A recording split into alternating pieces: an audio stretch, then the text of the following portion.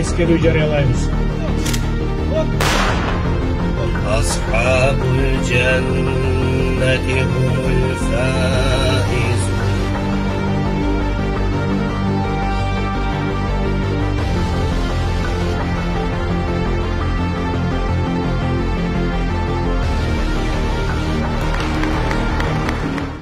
Бүгін барыбыз тарихи окуяны эскерүү үчүн чогулуп турабыз.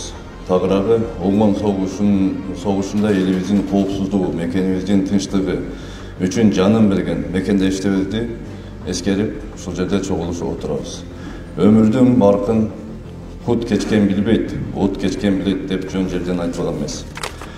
Урматтуу Огмон согушунун ардагерлери, Жалал Абад шаардык депутаттар кеңеши жана жеке өзүмдүн атымдан сиздердин элдиңиздерге тазим этүү менен терең ыраазычылык билдирем.